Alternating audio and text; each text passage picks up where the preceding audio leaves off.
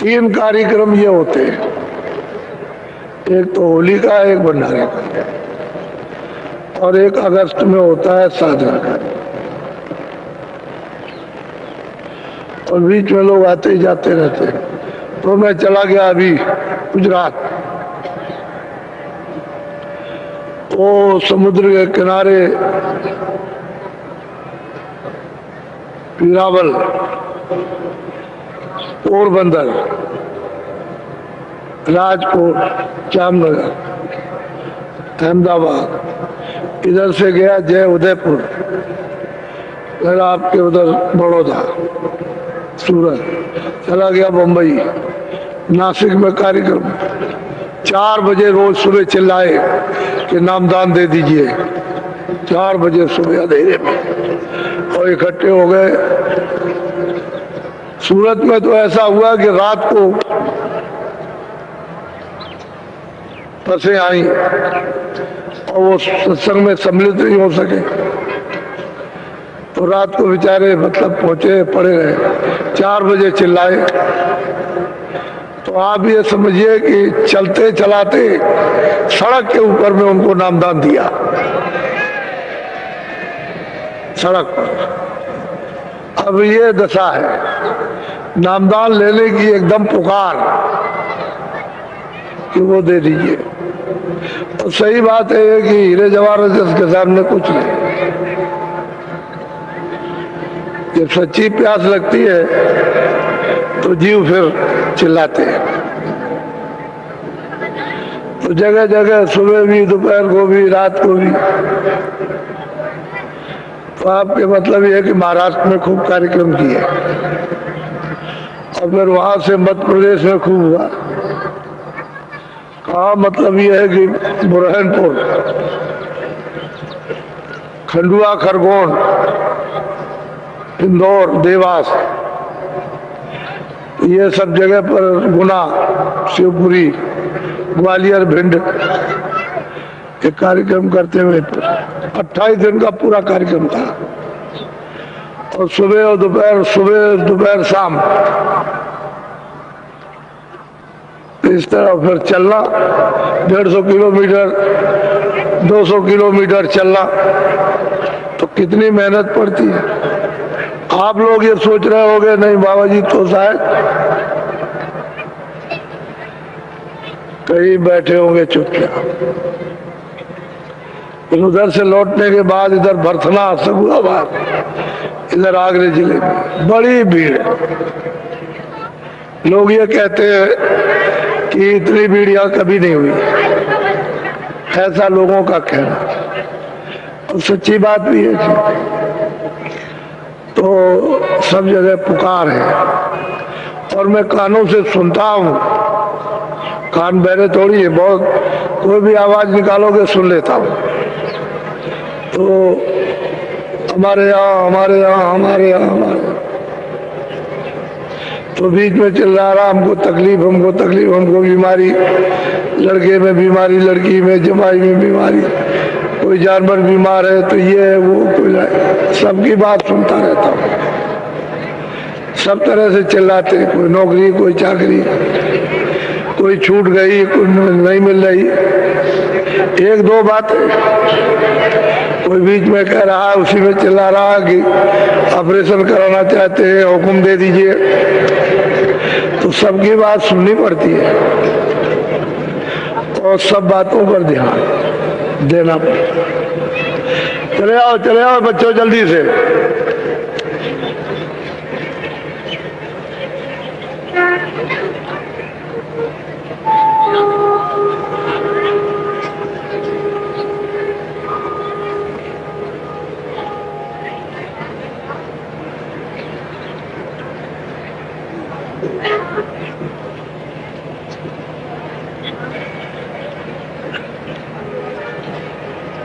नायक साहब खड़े हो जाइए आप, जरा पीछे देखिए, पीछे देखिए कितने चले आ रहे, देखिए। आप बैठ जाओ सब।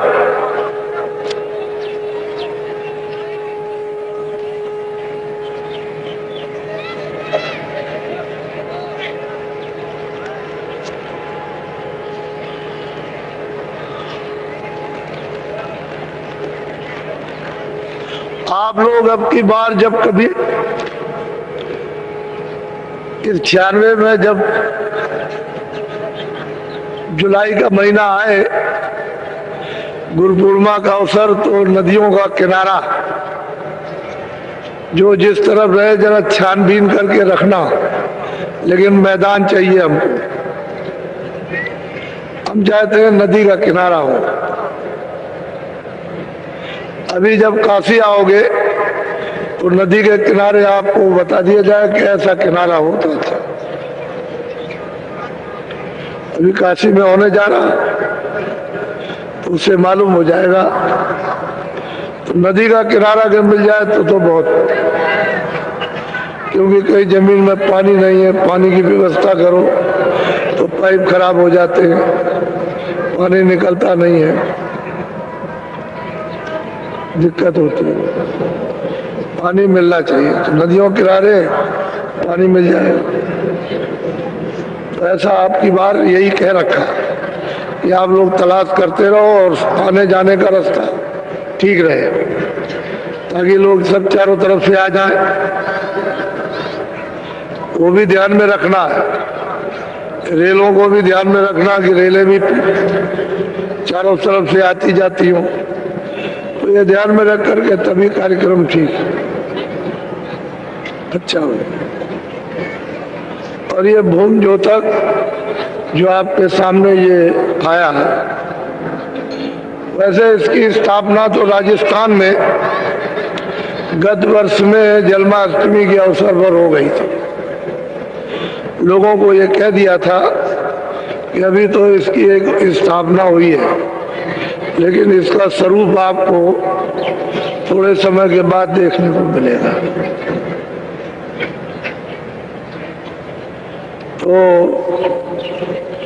तो किसी समय पर भी एक बार ही कोई ज्वार भाटा आ सकता है। सबकी बुद्धियों का एक बड़ा दरिया बन सकता है। ऐसा कभी नहीं सोचना चाहिए कि मनुष्यों की हिंसा ही हो जाए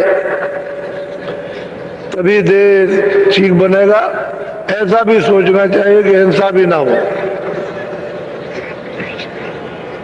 और मानव ठीक हो जाए, देश ठीक हो जाए। ये तो कोई खूबी नहीं है कि मनुष्यों की हिंसा कर दी जाए। राजाओं को चाहिए कि प्रजा की हानि तो होनी नहीं चाहिए, क्योंकि प्रजा रहती है निर्दोषी। तो उनको इस कलंक से तो बचना ही चाहिए। वैसे ये कहा गया है कि तप करो तो राज मिलेगा, यानी तपस्या करने से तो राज दिया जाता है कि राज ले।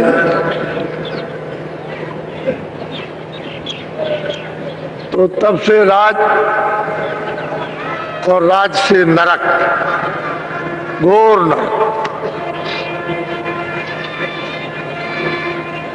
सीधा उसमें बचने बचने का काम कुछ नहीं, सीधा नरक को जाता है। तो आप उसके पीछे पीछे पीछे पीछे कहाँ जा रहे हैं? वो तो नरक में जा रहा है। तो आप पीछे पीछे जा रहे हो तो फिर आप भी जाओ, फिर आपको मिलेगा क्या? और मिला क्या? पीछे पीछे पीछे पीछे पीछे पीछे। और जब तपस्या करे और राज मिले तो राज को त्याग दे कि हमको राज नहीं चाहिए, तब भगवान मिलता है। तो राजा के लिए तो भगवान है ही नहीं, क्योंकि उसने तो राज पा लिया और सीधा नरक। अब जनता जो है उसे तो भगवान मिल जाएगा, क्योंकि उसे तो राज चाहिए नहीं। हमको तो दिन में काम चाहिए, काम किया, शाम को बच्चों की सेवा, और मनुष्य मंदिर में भजन, तो भगवान मिलेगा। और वो तो राज मिल गया तो सीधा खुल गया दरवाजा, उसमें कोई रोक टोक नहीं, बस शरीर पूरा हुआ और सीधे ले गए। तो आप लोग इसलिए दोषी हो गए हो कि उनके पीछे पीछे पीछे पीछे लग करके वो बुद्धि दान दे दिया। जब बुद्धि आपने दान में दे दी तो सबसे बड़ी मनुष्य शरीर में बुद्धि है, वो तो दान में दे दिया कि लो, तुमको हमने अपनी बुद्धि से राजा बना दिया, अब तुम जो चाहो सो करो। तो उसने घना घोर पाप किया। तो वो पाप इसलिए तुम्हारे ऊपर में बढ़ गया कि तुमने बुद्धि दान दी, और दान दे करके राजा बनाया, और उसने जो बुरे से बुरे काम किए जगत, वो सब आपके ऊपर बटे, तो आप भी भोगी हो गए, उसकी सजा आपको भी मिलेगी। ये पक्की बात है, इसमें इधर उधर की बात कुछ नहीं। जो सत्य है वो सत्य है, उसमें हेर फेर नहीं हो सकता, क्योंकि महात्माओं को तो ये सब दिखाई देता है, कोई ऐसे अंदाजियन थोड़ी कुछ कहते हैं। तो इसलिए आप लोग ये पीछे पीछे पीछे पीछे छोड़ो, और बुद्धि को आप संभाल के रखो,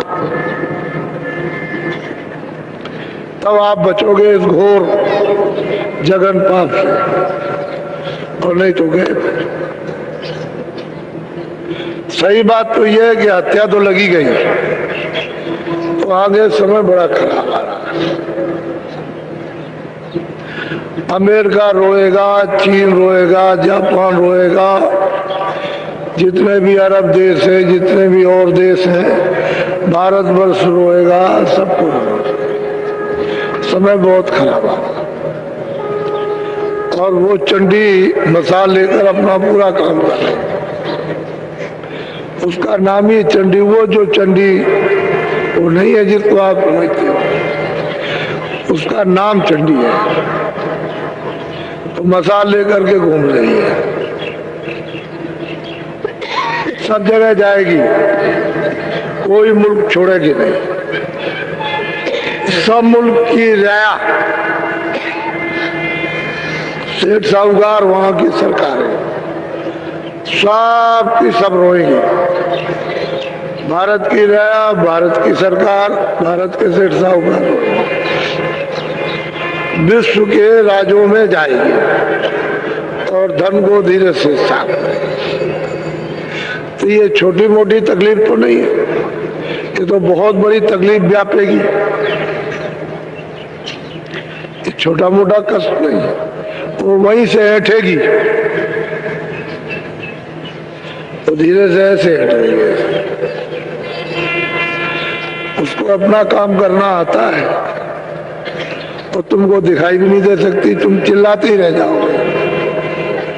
लेकिन महात्मा इसका पता लगा रखते हैं, उनको मालूम रहता है। जो दिव्य महापुरुष होते हैं वो जानते हैं।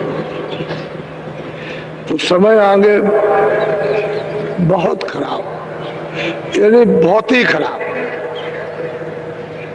थोड़ा नहीं। और हर प्रकार से, बीमारी से, झगड़े से, अन्न की कमी से, लोगों की लड़ाइयों से, इससे एक दूसरे के मुल्क पर हमला करना, ये कोहराम जनता, उसका बहुत विचित्र भयावह दृश्य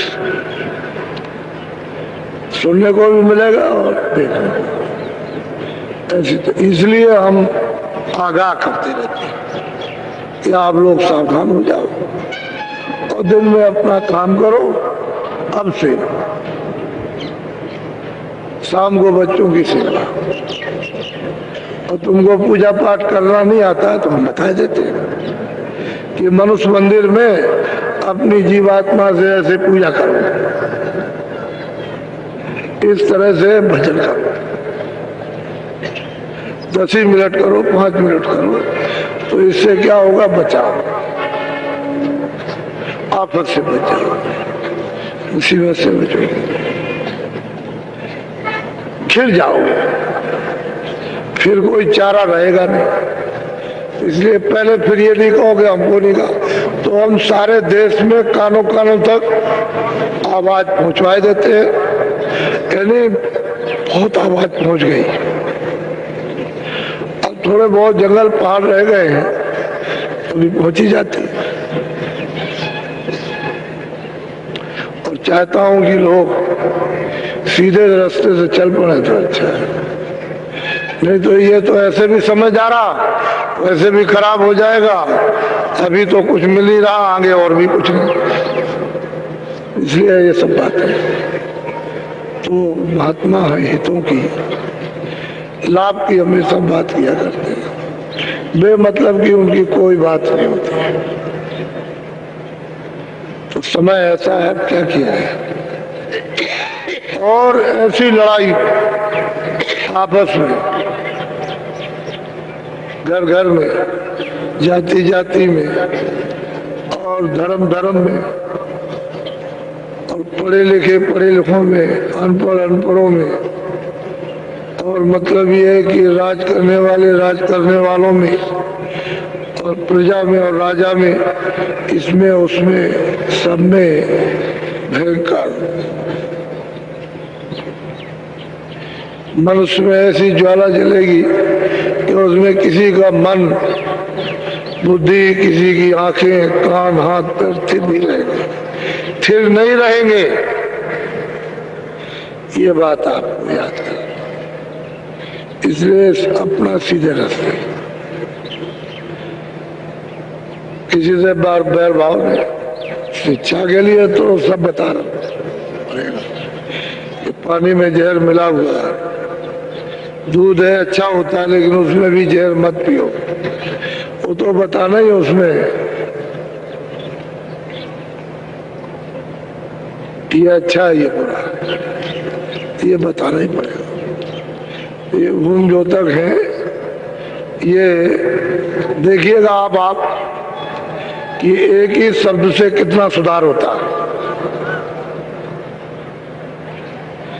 ये आपको देखने की जरूरत है। यानी भूम जो तक, उनके सामने एक शब्द कि तुम्हारा ब्याज माफ कर दिया जाएगा।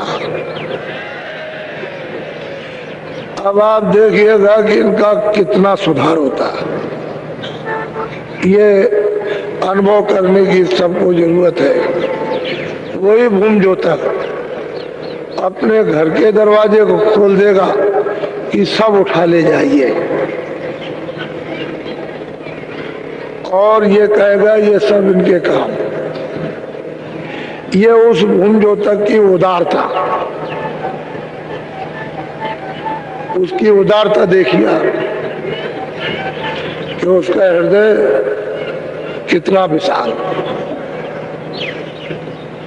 और त्याग भाव का। तो देखिएगा कि ये शब्द क्या काम करता है। अभी तो थोड़े दिनों में आपको इसका परिचय मिल जाएगा। अच्छा, खुद अनुभव करो, ये नहीं कि अनुभव से शून्य हो जाओ। हर चीज का अनुभव, पहले का, आरंभ का और आगे का अनुभव की जरूरत है। अनुभव जब करते रहोगे तो तुम बिल्कुल एकदम से पक्के भी हो जाओगे, कड़े।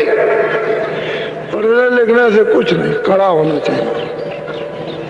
पढ़े लिखे तो बहुत है, लेकिन कड़ा हो, जो कड़ा होता है वो पक्का होता है। जो कड़ा कुड़ा नहीं है कुछ नहीं। पढ़ने लिखने से कुछ नहीं। वो तो पढ़ने लिखने से तो वो कहते हैं कि पढ़े फारसी बेचे तेल, यह देखो करता के खेल। पढ़ने लिखने से करना चाहिए, मोटी सी सीधी सी बात। तो आपको ये सुना दिया गया कि भूम ज्योतिकों का एक सम्मेलन, काशी में रेती पर 9, 10, 11 फरवरी को होने जा रहा है। वाह! अब यहाँ से 500 किलोमीटर तो इलाहाबाद है और वहां से 80-85 मील और आगे काशी है। तो एक इधर और एक उधर, ऐसा बीच में भी कार्यक्रम आपके जो गांव-गांव में जगह जगह होंगे, वो भी छोटे नहीं होंगे, वो भी बड़े कार्यक्रम होंगे। तो उसको देख करके सब लोग यही कहेंगे कि ऐसे कार्यक्रम तो हमने कभी देखा नहीं। जबान से सबकी यही निकलेगा। तो धीरे धीरे धीरे धीरे धीरे धीरे धीरे धीरे अरे सूरज धीरे धीरे चढ़ता है, धीरे तब दोपहर होती है और धीरे धीरे धीरे धीरे उतरेगा तो शाम हो जाएगा। ऐसे धीरे धीरे सब काम अपनी जवानी पे जाएगा, फिर अपने बुढ़ापे पर धीरे धीरे अच्छा लगता। आप सब लोगों ने यहाँ आकर के सब देखा सुना और लोगों के प्रेम भाव, सेवा सुसुका, तो उसमें निचोड़ ये निकालना चाहिए कि यहाँ तो सब मानव थे, यहाँ जात पात ये विवाद, इसका उसका उसका उसका छुआछूत का ये कोई विवाद नहीं होता, मानव थे, यही एक चीज थी और बाकी तो कोई विवाद। और सब लोग यहाँ थे, सब अब भी हैं, हर वर्ग के लोग यहाँ हैं। तो ये आपको एक अनुभव की चीज निचोड़नी चाहिए। इसमें असली सार वो ये है कि मानो जाति पाति रगड़ा झगड़ा नफरत घृणा नीच ऊंच, ये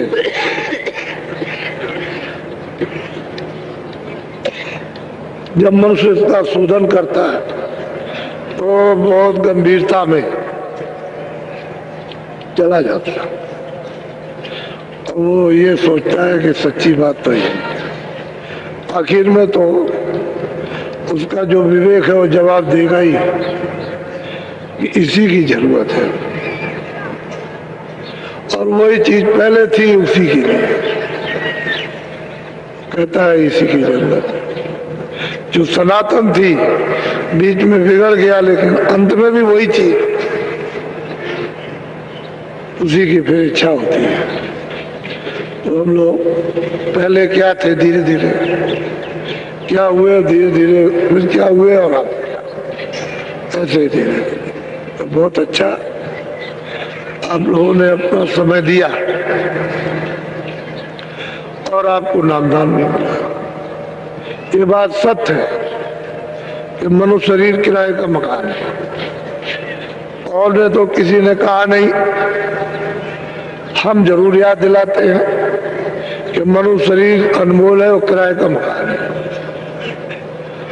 और समय पूरा होते ही जैसे ही श्वासों की पूंजी पूरी हुई, मकान मालिक ने फौरन आदेश जारी किया, सिपाहियों को भेजा और एक क्षण भी नहीं लगेगा मनुष्य मंदिर से जीवात्मा को निकाल बाहर कर दिया जाए। तो जब समझ लीजिएगा कि किराए का मकान ये पूरा, ये मिट्टी है,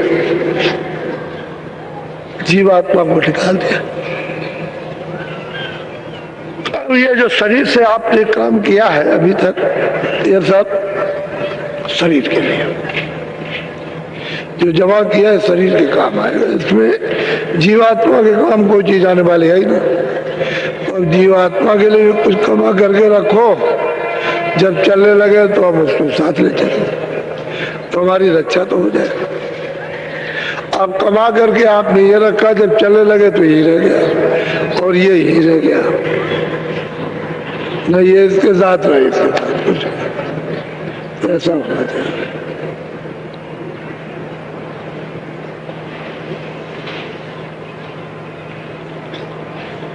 अच्छा, मैं थोड़ा सा बीच में भजन कराऊंगा, मेरी अंदर से इच्छा होती है भजन कराया जाए। तो अब तो सब नामदानी बैठे हो, क्योंकि अब तो नए लोग हैं नहीं, तो आप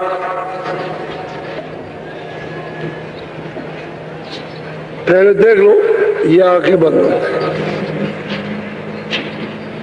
ये जीवात्मा बैठी इधर नहीं है, न इधर है न इधर, ये है मन का हृदय, ये जगत का, इसको कहते हैं पिंडी मन। और ये सूरत दोनों आंखों के बीचों बीच बैठी, तो सूरत का हृदय ये और मन का ये स्थान। तो एक तो मन है पिंडी, यानी शरीर का, इस लोक का, पिंड लोक का, और एक मन अंडी, अंड लोक का, और एक मन ब्रह्मांड का। तीन मन, तीन मन ये क्यों बोले जाते हैं? फूलों के कारण। एक मन तो बिल्कुल पिंड लोक में गंदा, वासनाओं में लिप्त, और एक मन है अंडी, ऊपर जाएगा, और एक मन है ब्रह्मांड। अब ये तीन मन हो गए और इनके मुकाबले, लेकिन असली इसका भंडार जो है ब्रह्मांड में। यहाँ से अगर इसको साथ साथ ले जाया जाए तो जब वो अपने भंडार में, ब्रह्मांड में पहुंचेगा तो भंडार में मिल जाएगा और वहां उसका सर्व सुख है। यहाँ तो कुछ नहीं, वहां तो सूरत उसकी दोस्ती से, उसके जाल से अलग होती है। सूरत अकेली आई है, जिसको जीवात्मा रूह कहते हैं, वो अकेली आई। उधर से साथ नहीं आया, लेकिन ये नीचे से मसाला दिया गया है। तो कारण में तो शब्द स्पर्श रूप रस था, त्रिकुटी स्थान पर जहाँ ओम बैठे हुए, वहां तो ये, तो सूरज जब आई ऊपर में तो वो शब्द रूप थी, तो नीचे उतार दिया, तब तो उसको ये बोध हुआ कि शब्द क्या है, स्पर्श क्या है, रूप क्या है, रस क्या है, गंध क्या है, सुगंधी क्या है, ये सब पांचों चीजों का तब उसको ज्ञान हुआ। पहले तो शब्द रूप स्वयं थी, नीचे उतर करके आई तो लिंग शरीर में मन बुद्धि चित्त ये लगा दिए। इनका अलग अलग भंडार है, एक इधर है, एक इधर है, एक इधर, एक इधर। उस भंडार से मन, उस भंडार से चित्त, उस भंडार से बुद्धि, और उस भंडार से प्राण। ये तो मन बुद्धि चित्त और अहंकार, इनके भंडार तो ये लगा दिया। लेकिन वो शब्द पर रूप रसगंध वहां फिर नीचे आई तो फिर 10 इंद्रिया और चतुर्संता का 10 इंद्रिया और मन बुद्धि चित्त अहंकार रजोगुण तमोगुण सत्वगुण। अब वो शब्द स्पर्श रूप रस गंध लोग, इस तरह से स्थूल शरीर में उतारा पाठ, जल पृथ्वी अग्नि वायु आकाश। एक तो अंडी मन, एक पिंडी, पिंड और अंड ब्रह्मांड।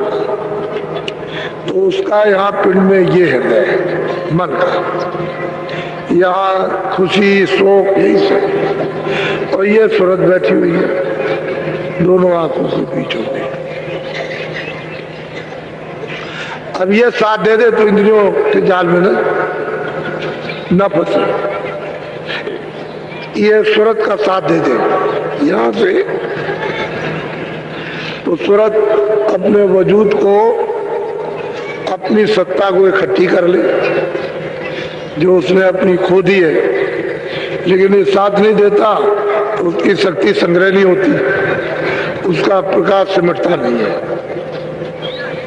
इसको साथ लेना इसलिए जरूरी कि सूरत का शरीर से प्रकाश सिमट आए और सिमट करके यहाँ आ जाए,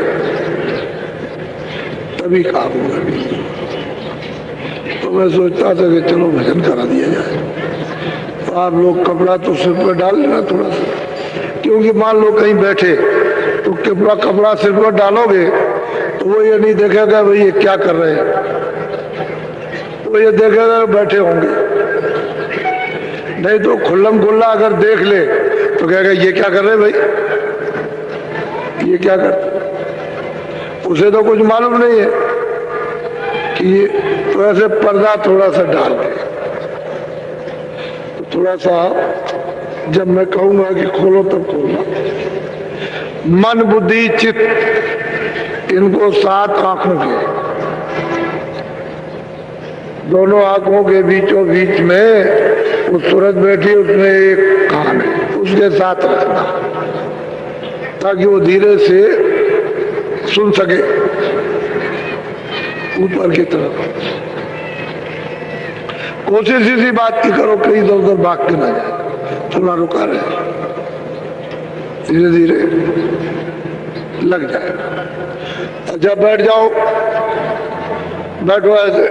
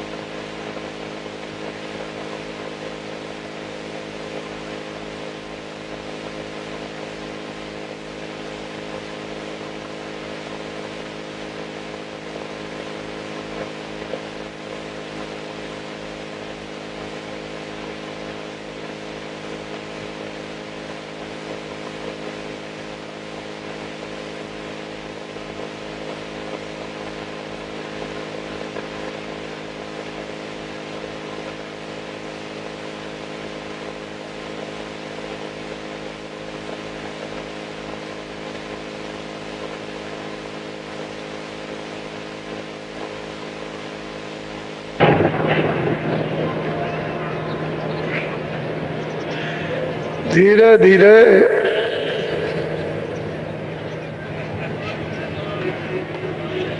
बैठक आ जाएगी।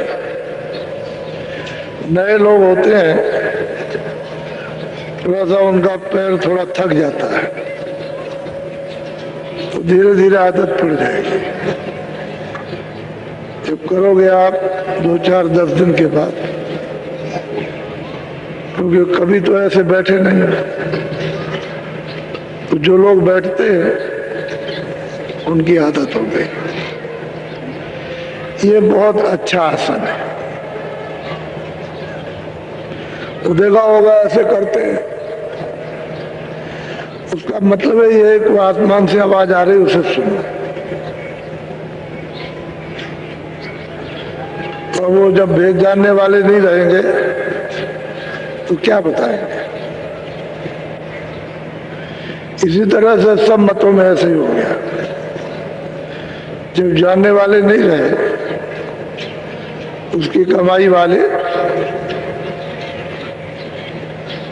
तो फिर वो मतलब किताबें भी ऐसी रख दी और वो मतलब ये कि लकीर के फकीर। महात्मा हमेशा कह के जाते हैं कि जीवों को जो नए आने वाले उनको हमेशा खूब तलाश करते रहना चाहिए। अब जिनको मिल गया वो तो ठीक है, लेकिन हमारे बच्चे जब नए नए पैदा होंगे तो उनको भी चाहिए रास्ता। तो हम जताते बताते रहे तब तो वो होशियार हो जाए, तो बताना ही बंद कर देते, तो आप चले गए बस, तो उनकी खोज बंद हो जाती है। हमेशा महात्माओं की खोज के लिए बराबर अपने बच्चों को भी निर्देश देते रहे, तब ऐसे फिर मिलन होता रहता है। तो खोज बंद हो गई तो पहचानने में नहीं आ सकते। अब वो सूरत ने सब कुछ डाला,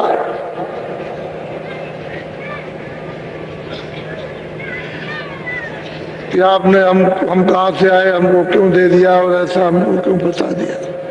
तो उन्होंने सब उत्तर दे दिया, तो तो मर्जी थी, मौज थी, ऐसी रचना करना था और सेवा के बस होके मैंने तुमको दे दिया। अब तुम मुझे समरथ समझो और मैं तुमको ले चलूंगा, मेरे साथ चलो, कोई तुमको रोकेगा नहीं। अंदर में वैसे बड़ी बात है, कोई अगर बगैर गुरु के जाना चाहे तो उधर कोई नहीं जा सकता। ऐसे सांप फुसकार मारते हैं ऐसे, तो उसी में बेहोश हो जाएगा। ऐसे ऐसे गुजर और कीड़े ऊपर कूदते हैं, लेकिन वो महात्मा के साथ जाएगा तो कोई कुछ नहीं बोला, अकेला नहीं जा सकता। वो तो वहां खड़ा हुआ है जो दहाड़ रहा, उसकी दहाड़ सुनकर कोई उधर जाएगा, लेकिन जब वो महात्मा मिल जाते हैं तो फिर चला जाएगा। तो उसने अपनी शंका समाधान सूरत ने महापुरुष से कर ली और उसने कहा कि देख तो मैं तुझे बताता हूँ, तू कर क्या। इस मनुष्य रूपी मंदिर में बैठ करके बहुत प्यार से समझाते हैं। बोलो तब सूरत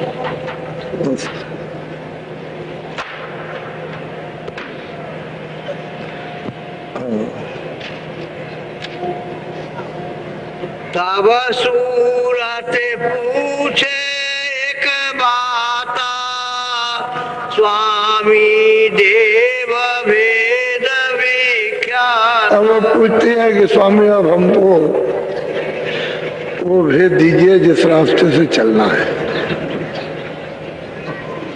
वो दे दीजिए, वो कौन सा रास्ता है। ये तो हमको सब मालूम हो गया, शंका चली गई, लेकिन अब वो चढ़ने का कि वहां से आ तो गई है तो कैसे चढ़ेगी।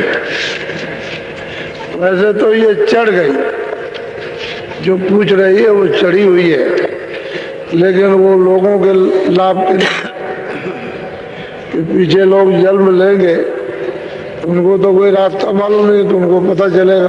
बोलो। तब स्वामी ने वचन सुनाया, मार्ग कायो भेद लखाया। महापुरुष ने बताया कि देख सुना, मैं मार्ग का सब रास्ता बताता हूँ।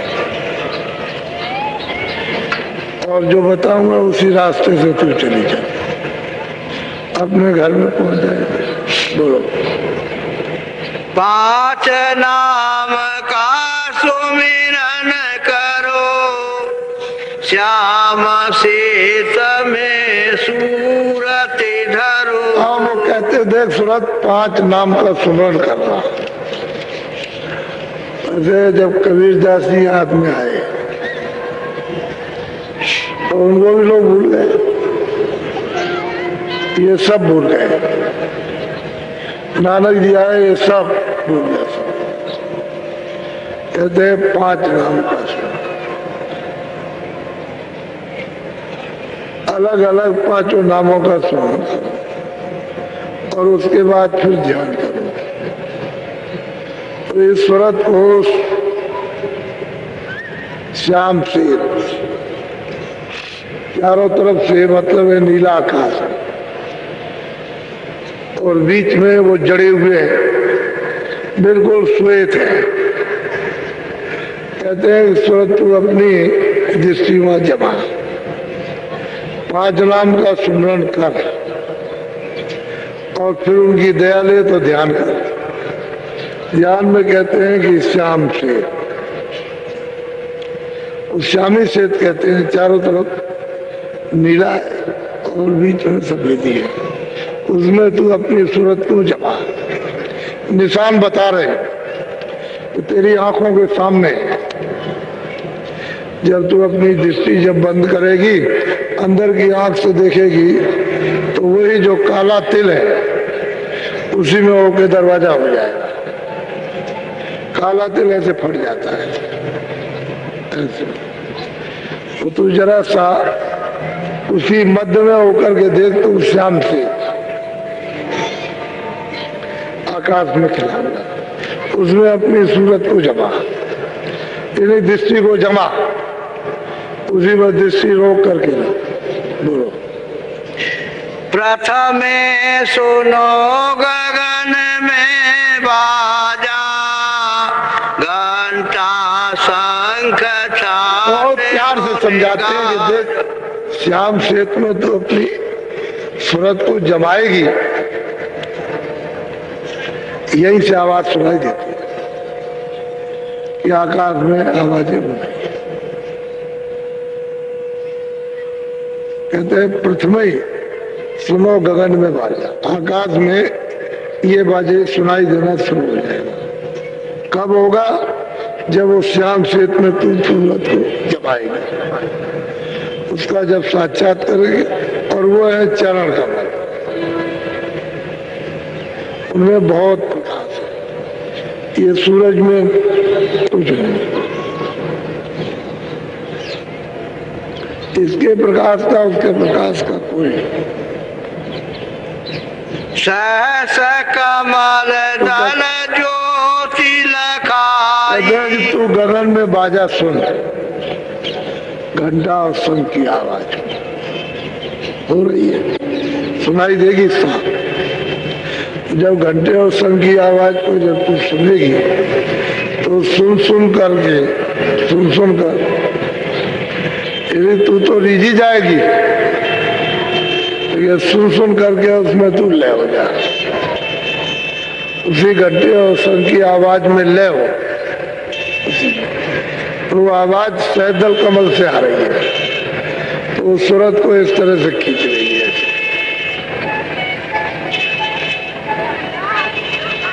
जब वो आवाज खींच लेगी तो जहां से आवाज निकल रही है ये सूरत उसके सामने खड़ी हो जाएगी, ऐसे सामने।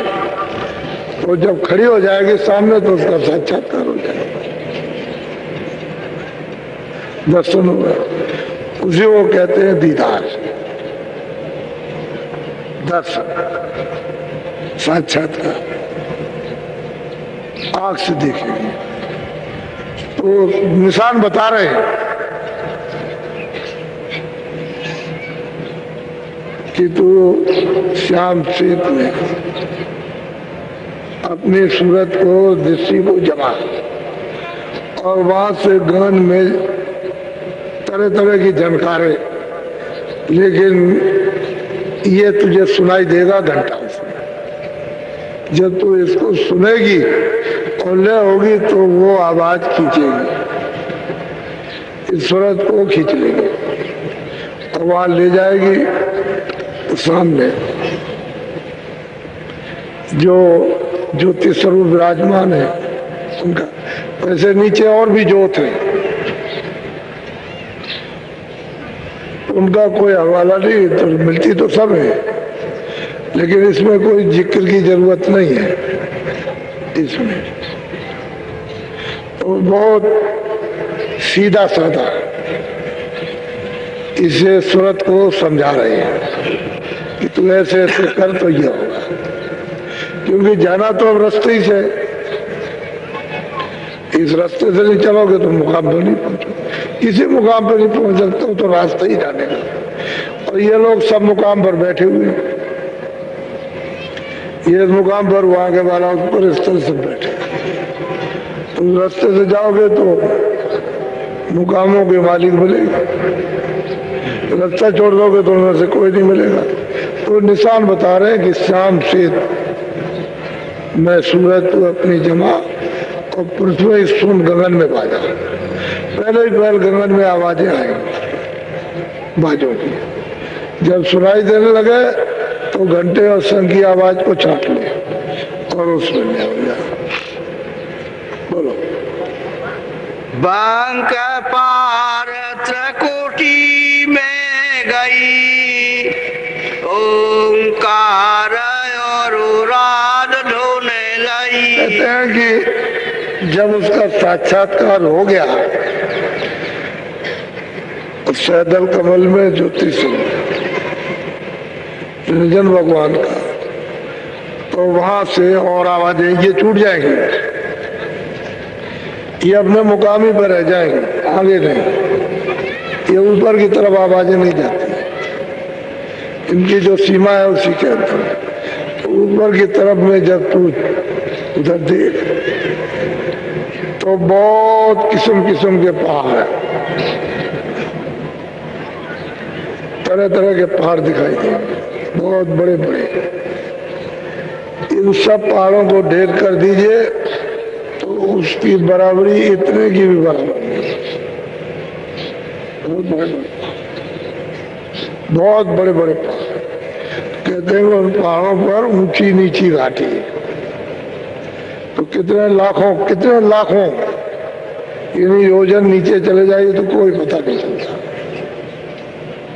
फिर ऊपर चढ़िए तो कुछ नहीं, दाएं बाएं जाइए तो कहते हैं ऊंची नीची घाटी है, तो रास्ता टेढ़ा मेढ़ा है, बंक कहते हैं टेढ़े रास्ते। ऊपर भी गया, नीचे भी चला गया, ऊपर चला गया, टेढ़ा भी गया, फिर इधर भी गया, ऐसा। अब वो जो उस रास्ते को जानता है वो तो सूरत को चढ़ा ले जाएगा, और जो रास्ता नहीं जानता तो वहीं से गिर जाएगा, तो आगे नहीं जा सकते। लेकिन जब ऊपर की तरफ जाएगी तो सैदल में कमल में दर्शन करके जाएगी ईश्वर का, वैसे आगे नहीं जा सकते। उसको दर्शन मिल गया तो कहते हैं आगे तो बंग और टेढ़े रास्ते की तरफ चलो, नीचे घाटी उधर उस तब पर पढ़ो। फिर बोलो। आगे पहुंची सोन मजार, रंकार धोने सोनी पुकार। सैदल कमल से ऊपर जाएगी और वहाँ ऊंची नीची घाटी, तो मतलब त्रिकुटी मुकाम है वो, तो ब्रह्म विराजमान। और वो हमेशा बादलों की गर्जन और मृदंग बजता रहता है, वो आवाज सुनाई। जैसे ऊंची नीची घाटी, नीचे गई ऊपर गई, नीचे उतरी ऊपर उतरी, वो तो ऐसे गई फिर नीचे चली गई फिर ऊपर चढ़ी, ऐसे बहुत ऊंची नीची घाटी, तब ये आवाज सुनाई देती है। तो कहते हैं कि वहां त्रिकुटी स्थान है, उस पर ओम विराजमान है, ब्रह्म वो बैठे, वो विराजमान हो। तो जब वहां जाएगी तो उनका दर्शन, वो तो बहुत ही सुंदर है। यानी नीचे वाले भी उनसे बहुत ज्यादा वो सुंदर। और वैसे तो महात्माओं ने कह दिया है किस तरह की उनकी छवि है, सजावट है, और कितनी सुंदरता खूबसूरती, वो यहाँ बयान नहीं की जा सकती। बहुत सुंदर। तो कहते हैं वहां मुकाम पर पहुंच करके उसका साक्षात्कार, उसका दर्शन। इसी को संतों ने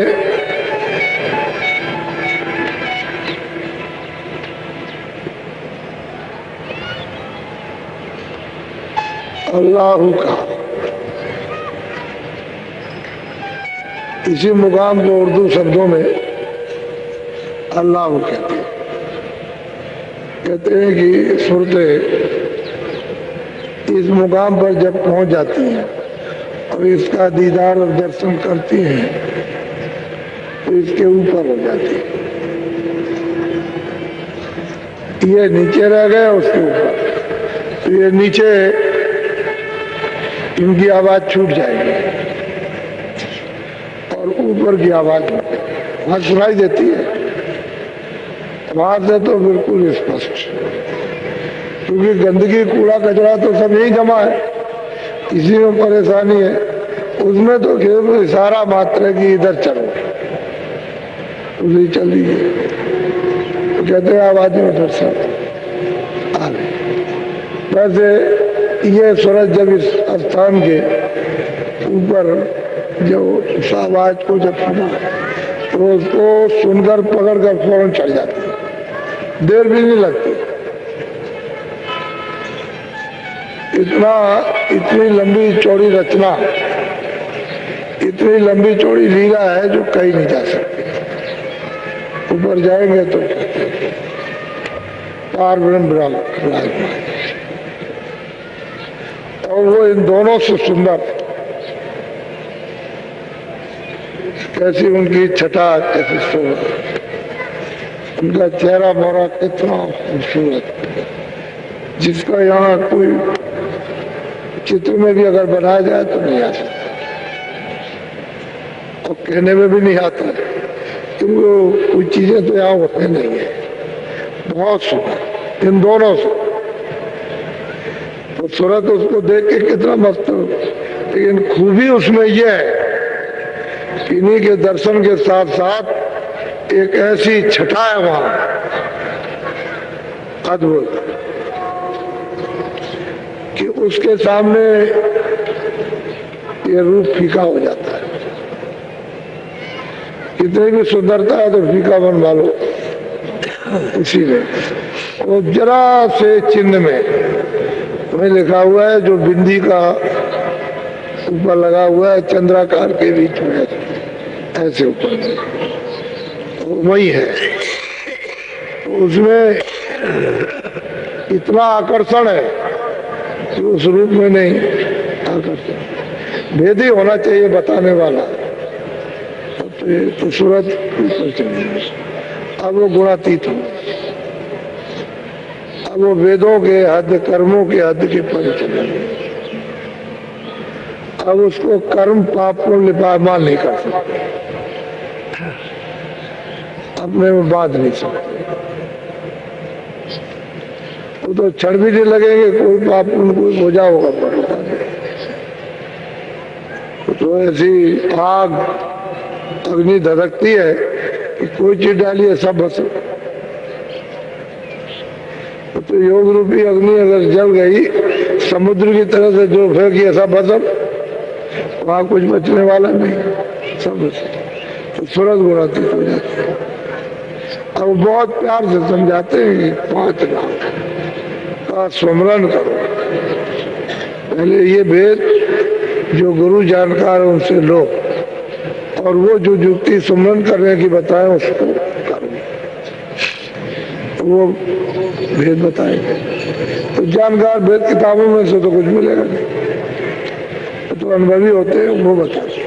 किताबों में तो प्रमाण मिल जाएगा, वैसे ये किताबें कुछ नहीं कर सकती, प्रमाण मिलेगा। पीछे महात्मा महापुरुष हुए, उन्होंने ये पाया, ये कहा। तो हमको तो मौजूदगी में कोई चाहिए पूरा, जिसने देखा सुना। बोलो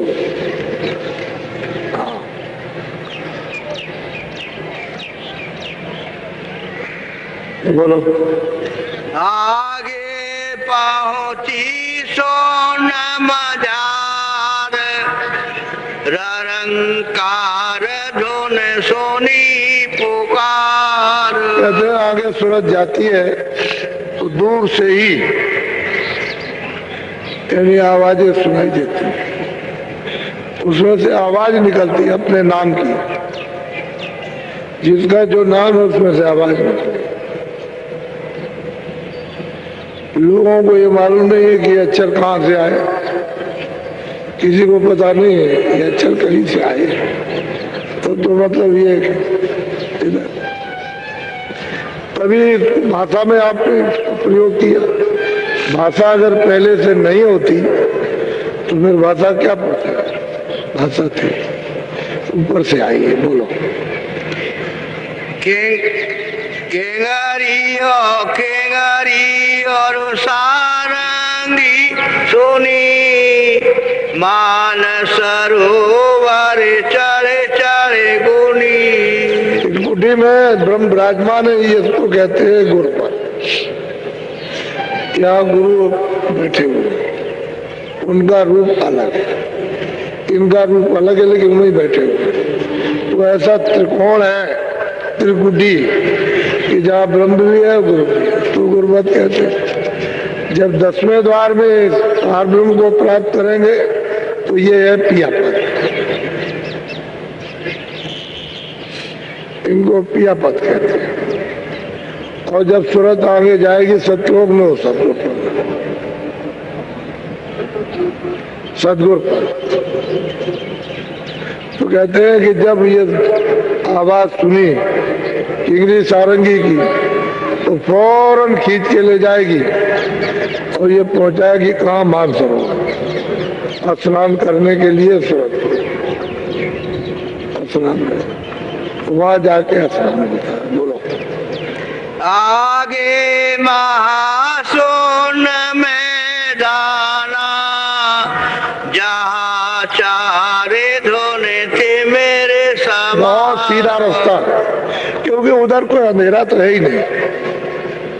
अब वही बताना, जैसे दिल्ली गए दिन में, उनका देखो तो ये दिल्ली है, ये है, ये है, ये आगे गए तो ये है, फिर उसके बाद ये गए, ये अम्बाला पड़ा, ये मतलब है कि अमृतसर, वो तो दिखाई देता है, अंधेरा तो है।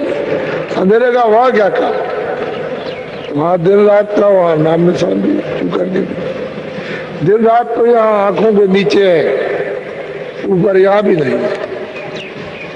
तो कहते हैं कि वहाँ गए तो महाकुंभ का इतना बड़ा मैदान है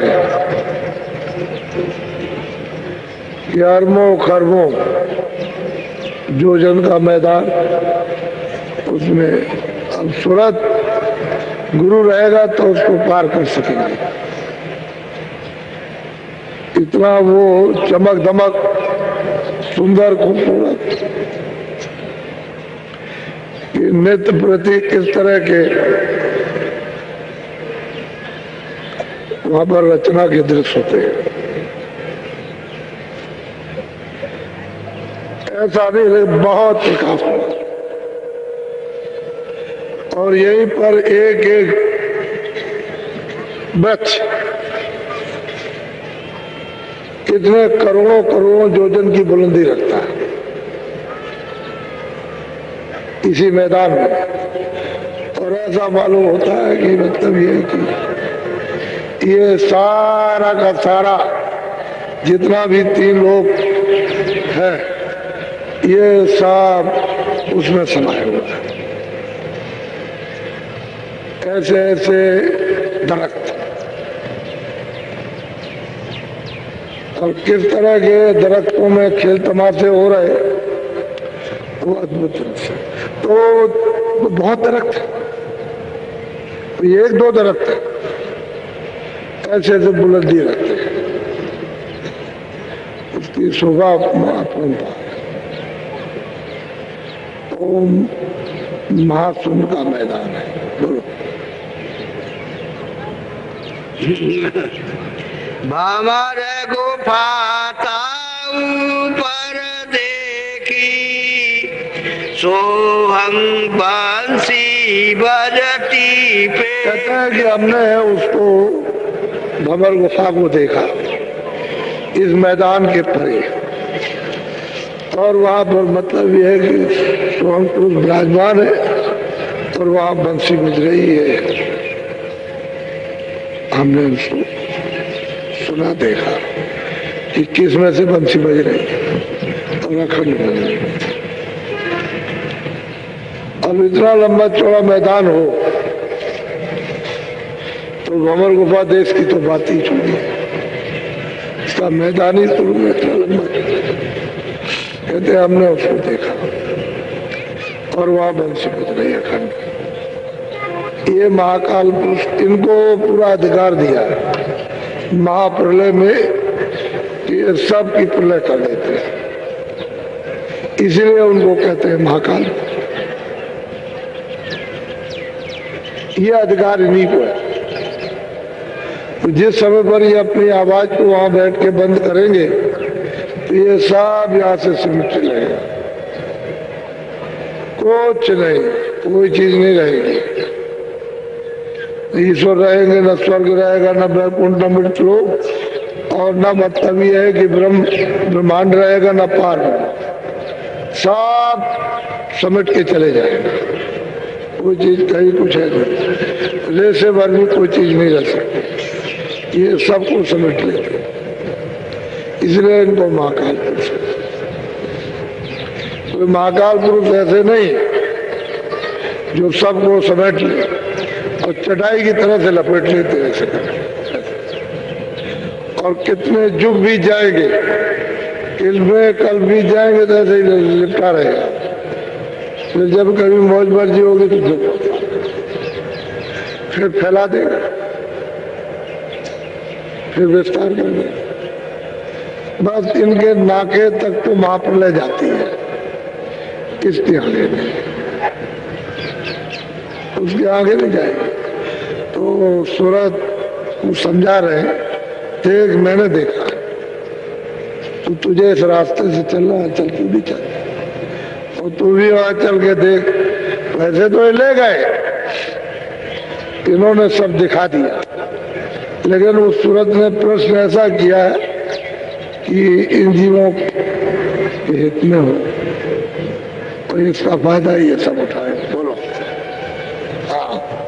ताके परे धाम सतनामा, बीना बजे सत। अब कहते हैं कि भंवर गुफा के महाकाल पुरुष के आगे कहते हैं वो सतधाम है। अब उसका क्या पारावार है, तो उसी वो कहते हैं जो सतधाम है, जिनका नाम सतनाम है, वही सतपुरुष है। ये सतगुरु धाम है, इसी को सतगुरु कहते हैं, सतगुरु धाम। और जो अनाम है वो तो इसके बहुत परे है, लेकिन वो सब कुछ इसमें है क्योंकि उनका ही तो सतरूप है। यहाँ बैठा हुआ है, इनका दर्शन हो गया, हो गया। इस सूरत को कोई बंधन नहीं, वो उसमें दाखिल हो गए, दर्शन किया सतपुरुष का, और आगे चली जाएगी, कोई रोक टोक नहीं। वहाँ चारों देशों में कोई रोक टोक नहीं। उन चारों में से यानी जिसका दर्शन करना चाहे उसका करो, रोज रोज आओ, रोज करो। लेकिन अपार है। उपासना यही तक, इसके आगे कोई उपासना। सूरज को यहाँ से ले जाकर मृतलोक से और वहां पहुंचा देना, उसके आगे कोई बंधन नहीं। उसमें तो एक एक पखड़ी में ये सब के सब महाकाल पुरुष का, इनका ब्रह्म का, इनका जो रचना सब एक एक पखड़ी में समाई हुई है। ऐसे ऐसे लोग तो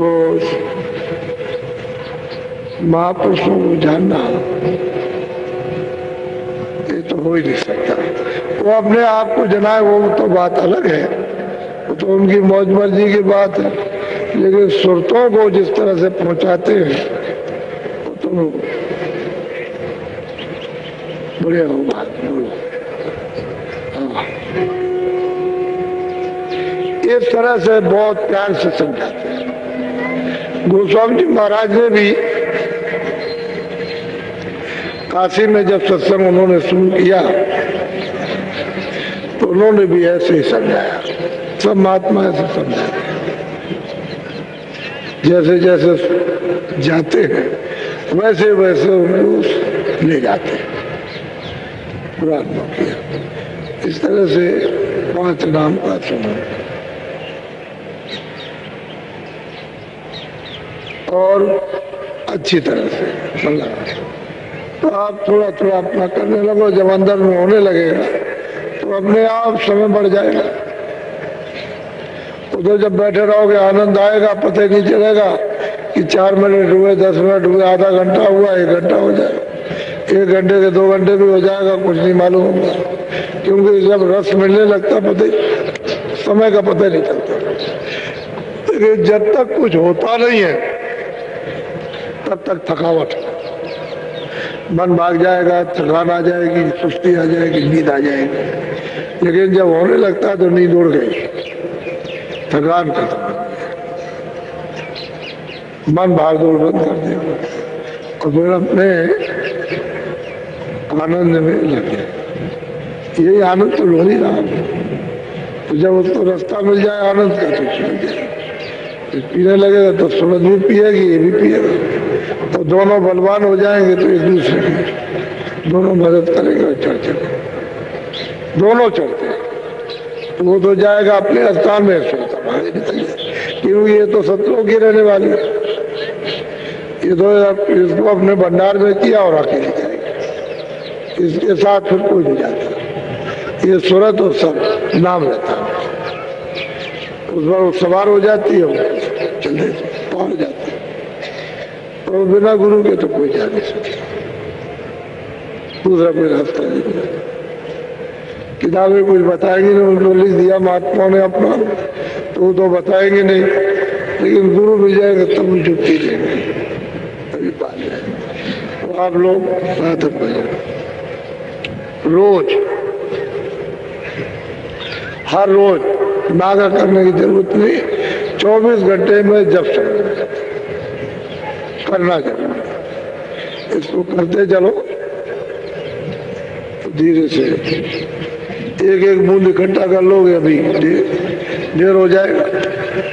बूंद बूंद जमा किया जाता है तो ढेर हो जाएगा, और जब हो जाएगा तो आप ही के तो काम आएगा किसी और। तो ध्यान भजन सुमन, भजन ध्यान सुमन तीनों अलग अलग, इसको थोड़ा बोलो जय गुरुदेव। तो जब ही जाने वाले हैं जल्दी में, तो मैं जल्दी आ गया था। ये भी कुछ बस कुछ खाना बनाएंगे, बच्चों के लिए रखेंगे। अब जाओ, क्योंकि खेती भी है अभी, तो वहाँ बुआई करना है गेहूं की। अभी बाकी छोड़ करके आए कि चलो भाई वो भी कार्यक्रम कर आए, अभी लौट के बोएंगे। तो जल्दी जल्दी कुछ छोड़ आए हो, धान वगैरह भी, तो अभी कुछ पीटना पाटना जल्दी जल्दी भाग के चले। तो जुताई है, बुआई है, तो गेहूं भी बो दो, और जो घर का जो काम है तो अब तैयारी करो। अपने खाना ना बना लो बच्चों के लिए, कुछ बसें ऐसे इधर उधर चक्कर मार रही हैं कि जल्दी से लोग तैयार हो जाएं, फिर शाम को लोग या दिन में ट्रेन से जाएंगे। ये बात। और ये काशी वाला संदेशा कि वहाँ काशी में होने जा रहा 9, 10, 11 फरवरी को, उसमें भूम ज्योतक आपके सम्मेलन।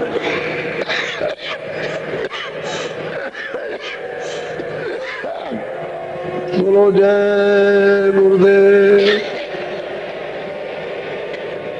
ये तो आत्म कल्याण है, ये जो मंत्र दिया है इसमें तो ये तो जीव के लिए दिया गया, सूरत के लिए।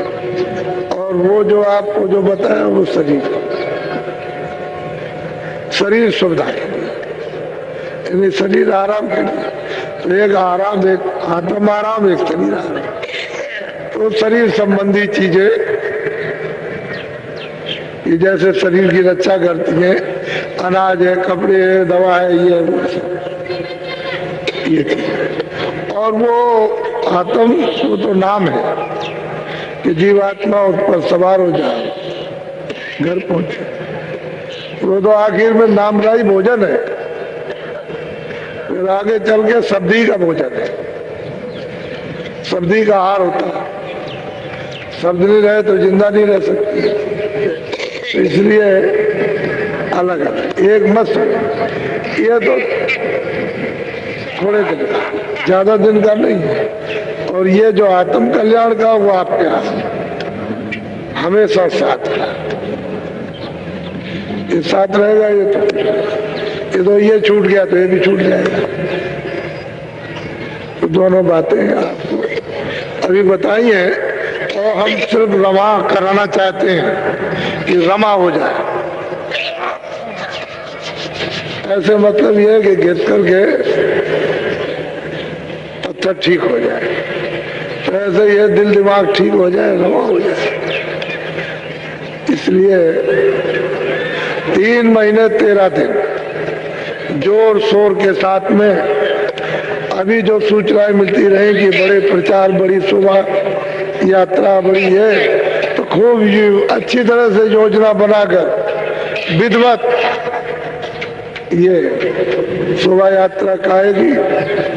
शासन हम पर वही करेगा ये बात, और वोट हमारा उसी पर पड़ेगा।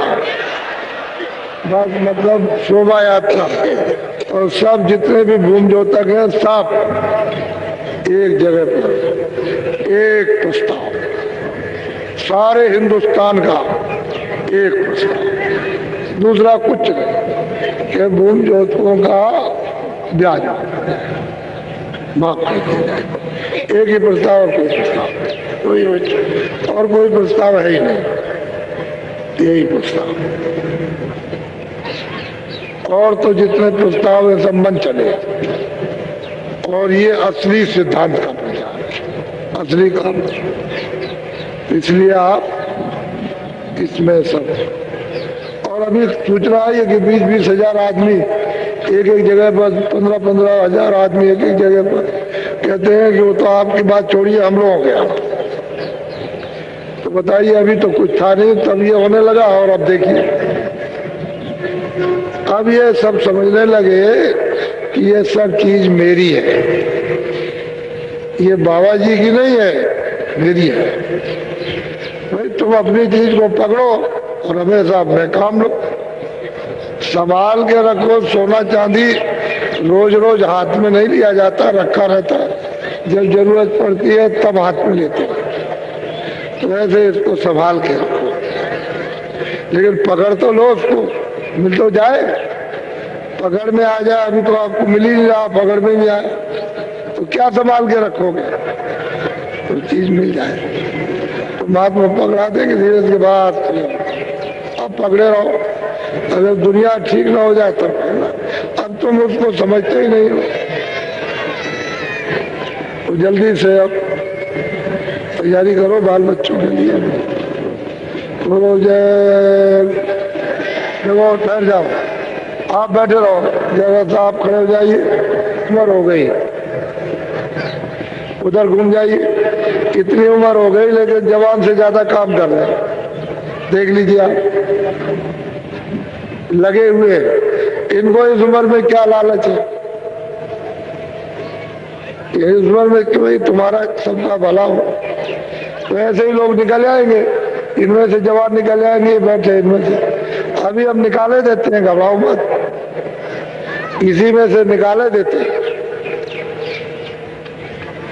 तो धीरे से, अरे भाई वृद्धों का भी इतिहास रहा। महात्माओं ने वृद्धों से भी काम लेते रहते थे और सेवा करते करते उन्होंने वो अमोलक चीज प्राप्त कर ली सेवा ही से। और इतने उच्च कोट के महात्मा हुए कि तमाम लोगों को बांट दिया। तो कहने का मतलब यह है कि वो किसी से काम ले, वृद्ध से काम ले लेते, उनको क्या है, वो तो मतलब ये किसी से काम ले सकते। तुमको अपने काम से मतलब है, दुनिया भर की बात से मतलब, और चीजों से क्या मतलब। जब वो मतलब की चीज आए तो वो मतलब, नहीं तो कुछ नहीं। बोलो जय गुरुदेव।